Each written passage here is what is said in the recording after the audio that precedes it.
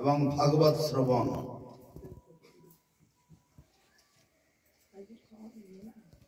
মহাপ্রভু বলেছেন, জীবে দয়া নামে রুচি বৈষ্ণব সেবন, ইহা বই ধর্ম নাহি শোনো সনাত। জীবে দয়া নামে রুচি, হরিনাম এতক্ষণ করলাম, এইরকম আনন্দের সঙ্গে সবাই বাড়িতে হরিনাম করতে হবে। জীবে দয়া নামে রুচি আর বৈষ্ণব সেবন। আজকে দুপুর এখানে একটি ছোট করে বৈষ্ণব সভা হলো, সেই ধরনের বৈষ্ণব সেবা হবে। আর বিশেষ 5টি উপদেশ মহাপ্রভুর আছে। সেটা কি? সাধু সঙ্গ, নাম সংকীর্তন। আজকে সেটি হচ্ছে সাধু সঙ্গ, নাম সংকীর্তন। ভাগবত সাধু সঙ্গ, নাম সংকীর্তন, ভাগবত শ্রবণ, আর কি মথুরাবাস, শ্রীমূর্তি শ্রদ্ধায় সেবন। এই 5টি হলো ভক্তির মুখ্য অঙ্গ।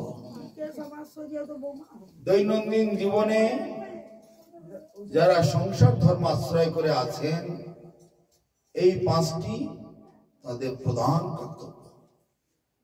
সেজন্য আমরা সাধু সঙ্গ করব, নাম সংকীর্তন করব, ভাগবত শ্রবণ করব। এই ভাগবত শ্রবণের অর্থটা কি? শুনবো আর বাড়ি গিয়ে যেমন ছিলাম তেমনি থাকবো, সেটিকে শ্রবণের অর্থ? জগতে বহু জায়গায় দেখা যায় কুকুরের লেজ যেমন বাঁকা থাকে না, ভালো দেশি ঘি গরম করে সুন্দর করে সারাদিন মালিশ করো, মালিশ করে ছেড়ে দিলে আবার যেমন লেজ তেমনি হয়ে যায়। তাহলে মালিশ করার কোন অর্থ হলো? তা ভাগবত শ্রবণ করার পরে যদি গৃহে প্রত্যাবর্তন করে যেমন জীব যদি তেমনি থাকে, তাহলে সেই শ্রবণের কোনো অর্থ হলো না। বাচ্চা যদি স্কুলে যাওয়া আসা করে, তার যদি এতটুকু অ ক এবিসিডি কোনো জ্ঞান না হয়, তাহলে তার স্কুলে যাওয়ার কোনো অর্থ নেই। ভাগবত শ্রবণ মানে কি? আমাদের আত্মার ভোজন দেওয়া। আবার আত্মার ভোজন কিরকম কথা? স্কুল কলেজ ইউনিভার্সিটিতে আমরা অনেক পড়াশোনা করেছি, অনেক পণ্ডিত, বড় বড় পণ্ডিত হয়ে গেছি আমরা। তা আত্মার ভোজন আবার কি কথা? আত্মার ভোজন যেমন দেহের ভোজন আছে, আমাদের এই জড়দেহের ভোজন কি? অন্ন, ডাল, তরকারি, শাক সবজি, ফল মূল ইত্যাদি। এটি হলো আমাদের জড়দেহের ভোজন। তেমনি দেহের ভিতরে আরেকটি দেহ আছে, তাকে বলা হয় সূক্ষ্ম দেহ। সূক্ষ্ম দেহের ভোজন কি? সূক্ষ্ম দেহ কাকে বলে? মন, বুদ্ধি, অহংকার, একে বলা হয় সূক্ষ্ম দেহ। সূক্ষ্ম দেহের একটা ভোজন আছে। সূক্ষ্ম দেহের ভোজনটা কি?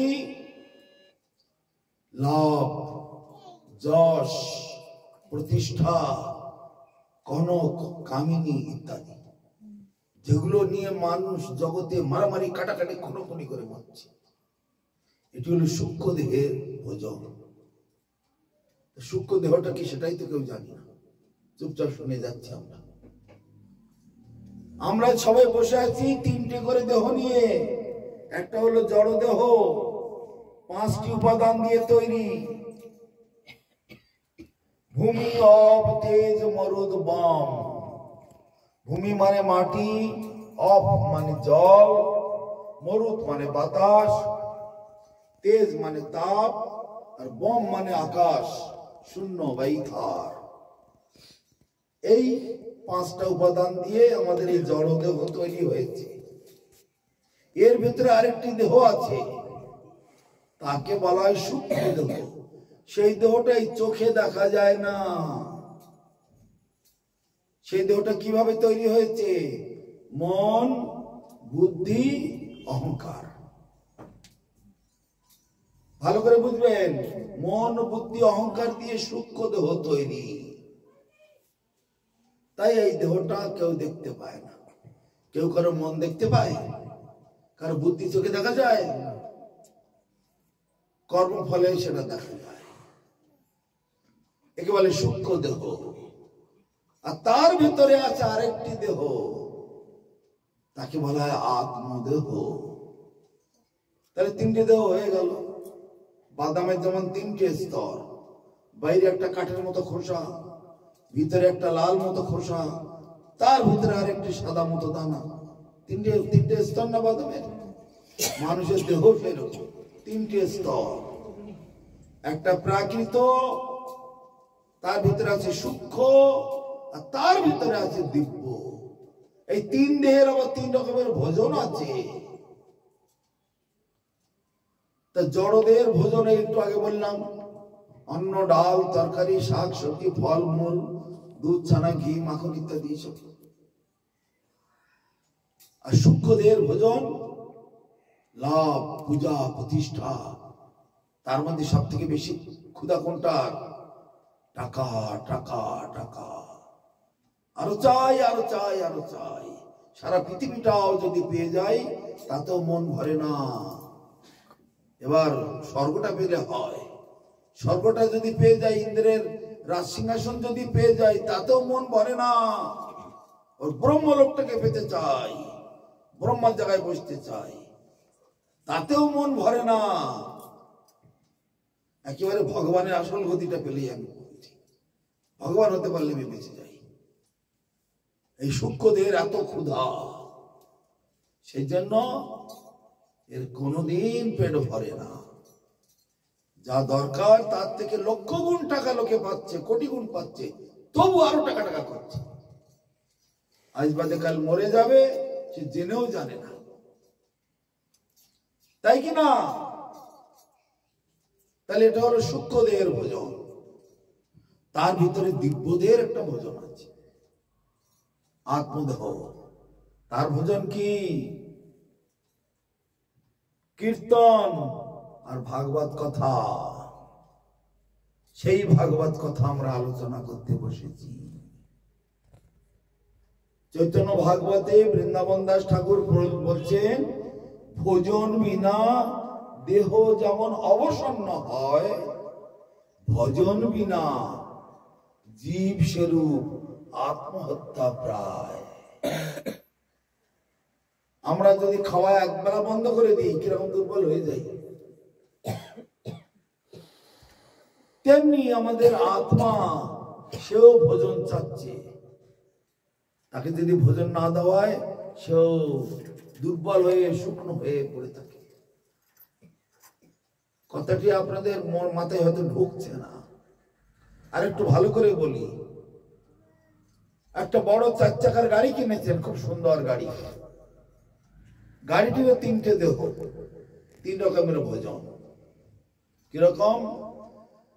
গাড়িটা হয়তো সাদা গাড়ি কি লাল গাড়ি, যাই হোক, ভালো করে ধোয়া মোছা করা হচ্ছে, খুব সুন্দর করে ধুয়ে মুছে ঝকঝকে করে ফেলেছি। ডেলি ধোয়া হয়, এটা একটা ভোজন। গাড়ির ভিতরে ইঞ্জিন আছে, তাতে তেল দিতে হয়, মোবিল দিতে হয়, গ্রিস দিতে হয়। এটা হলো সূক্ষ্ম দেহ, সূক্ষ্ম ভোজন। বাইরে দেখা যায় না, গাড়ির তেল মোবিল বাইরে দেখা যায়, তাই না? তাহলে দুটো দেহ হয়ে গেল। আর যে চালাচ্ছে তারও কিছু বেতন দিতে হয়।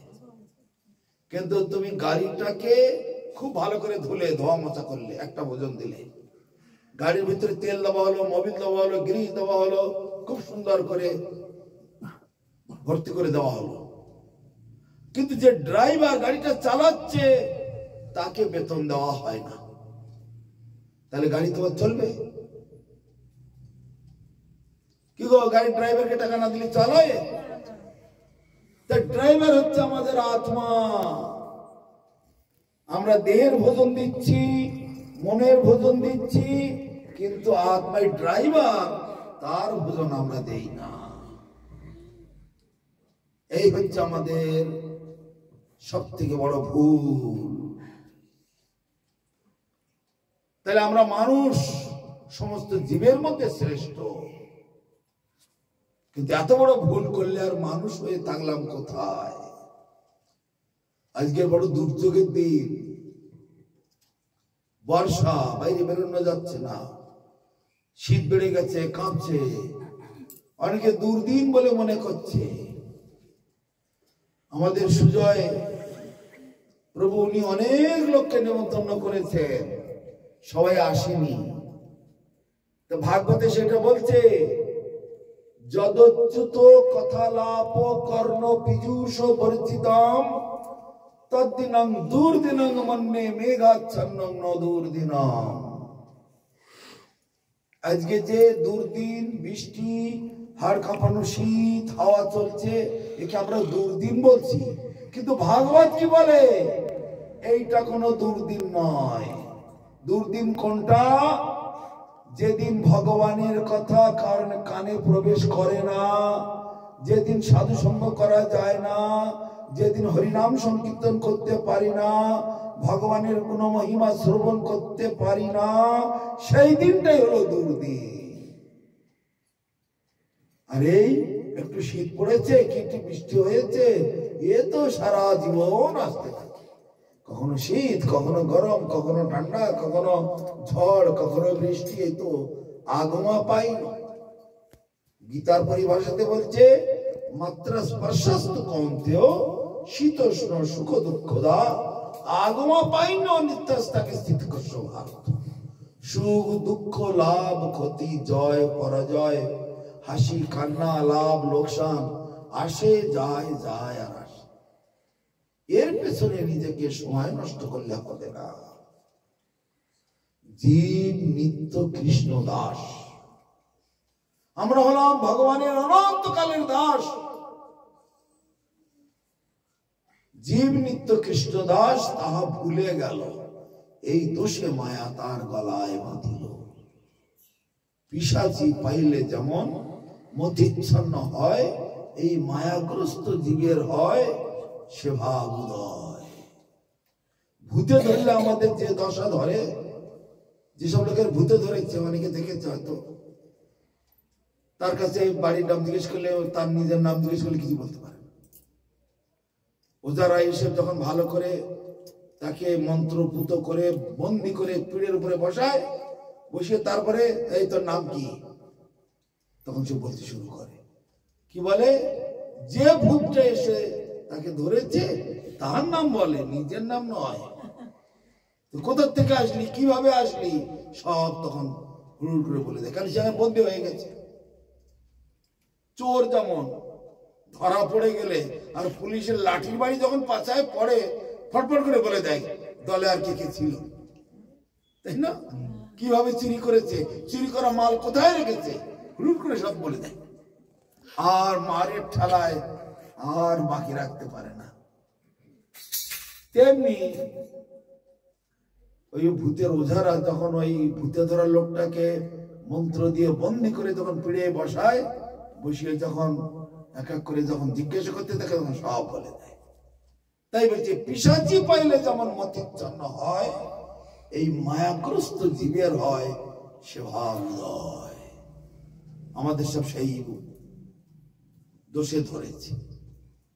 তা মহাপ্রভু কি বলছেন? পৃথিবীতে ধর্ম নামে যত কথা চলে, ভাগবত কহে সব পরিপূর্ণ চলে। ধর্মের নামেতে সারা পৃথিবী জুড়ে যে আমাদের প্রচার চলছে, তার সার কথা হলো ভাগবত। রামায়ণও নয়, মহাভারত নয়, এমনকি গীতাও নয়, বেদ বেদান্ত উপনিষদ কোনটাই নয়। সমস্ত কিছুর নির্যাস, সমস্ত শাস্ত্রগুলো, গীতা, ভাগবত, রামায়ণ, মহাভারত, বেদ বেদান্ত উপনিষদ, পুরাণ, সবগুলোকে মন্থন করা হয়েছে। মন্থন করে নবনীত, মানে যে মাখন ননি যেটা প্রস্তুত হয়, সেইটি হলো শ্রীমদ্ ভাগবত। বুঝতে পারা গেল? তাহলে যাহা নাহি ভাগবতে তাহা নাহি এ জগতে। তাই যে কথা ভাগবতে বলা হয়নি সেই কথা জগতে বহু প্রচার চলছে। তাহলে আমাদের এখন কি কর্তব্য? জগতের লোকের কথা শুনবো না ভাগবতের কথা শুনবো? কোন কথা শোনা উচিত? বলুন। ভাগবতের। কিন্তু জগতের মানুষ বেশিরভাগ ভাগবতকে এক পয়সা রেখে দেয়, দিয়ে আমাদের গুরু এই বলেছে, আমাদের দাদু এই বলেছে, আমার বাবা এই বলেছে, আমাদের আশ্রমে এই বলেছে, এই নিয়ে পড়ে থাকে। আর ভাগবত থাকলো পড়ে। এটা নিয়ম নয়। মহাপ্রভু এক কথায় বলে দিলেন, পৃথিবীতে ধর্ম নামে যত কথা চলে সব ভাগবতের মধ্যে রয়েছে। আর যে কথা ভাগবতে নাই সে কথা পৃথিবীতে কোথাও নাই। তাহলে মানুষ সেই ভাগবতকে ফেলে নিজের ইচ্ছা মতো যেদিকে সেদিকে চলে কেন? এরা হচ্ছে দুর্ভাগা, এরা হচ্ছে কপাল পোড়া, নিজের মঙ্গলের কথা জানে না। পরিষ্কার রাস্তা ভাগবতে বলছে, যে বই ভগবত বক্তা উপায় ঝাতমলব্ধে অন্ধপুংসং অপিতুষাং বিদ্যিং ভাগবতাং গীতাং। আমার নিজেকে পাওয়ার উপায় আমি নিজে মুখে বলে দিচ্ছি। ভগবান ভাগবতে বলছে, এই পথ দিয়ে তোমরা এসো, তাহলে আমার বাড়িতে আসতে পারো। যেমন আজকে আসার সময় আমি ফোন করলাম সুজয়কে যে আমি এসে গেছি, কোথায় আছেন কোথায় আছেন? আমি হয়তো ভুলবশত এদিকে যাচ্ছি ওদিকে যাচ্ছি সেদিকে যাচ্ছি, কিন্তু সুজয় রাস্তায় দাঁড়িয়ে চট করে হাতটা ধরল, এই আমার বাড়ি। তাহলে আর তোমার ভুল হবার কথা নয়। আর কি ভুল হবে? কি বাসুদেব জলখাবার নাকি নাম? Basudeb Maity tiffin centre. হ্যাঁ, বাসুদেব টিফিন সেন্টার। এই যখন বলে দিল আর ভুল হবার কথা নেই, তার আগে তো আমি এদিকে সেদিকে যাচ্ছি। তাহলে ভগবান সেরকম বলছেন, এই পথ দিয়ে আমার বাড়িতে এসো। কিন্তু মানুষ এমন মূর্খ, এমন কপাল পোড়া, সেই কথাগুলো এদের মাথায় ঢোকে না। সেই কুকুরের লেজের মতো যতই দেশি ঘি দিয়ে মালিশ করো আবার বেঁচে যায়, কেবল ঘিগুলোই নষ্ট করা। আমাদের ওই মাথাজি বলছে, যা যা একটু আগিয়ে যা, ভালো করে শোন, ভালো করে শোন। এখনই বললে কি না? হা না, কিছু বলে না। বলেছেন বলেছো কি না? ওকে বলছো ভালো করে শোন। তুমি শুনেছো কি? তোমার মাথায় ঢুকলো কি? সর্বশিক্ষা অভিযানে দেয়ালের গায়ে দেখা যায়, মায়ের শিক্ষা আগে হলে শিশু শেখে মায়ের কোলে। তো মা বাবারই তো শিক্ষা হলো না, ছেলেকে বলছে আগিয়ে জাগিয়ে যা, ভালো করে শোন, ভালো করে শোন। আগে তুমি শেখো, বাড়ির মা বাবারা আগে শেখো। মা বাবা যদি ঠাকুরকে প্রণাম করে, ছেলে পাশে দাঁড়িয়ে থাকতে পারে না, যত ছোট হোক না সেও দেখে প্রণাম করে। মা বাবা যদি হাত তুলে হরি বল দেয়, ছেলেগুলোও তাই করে।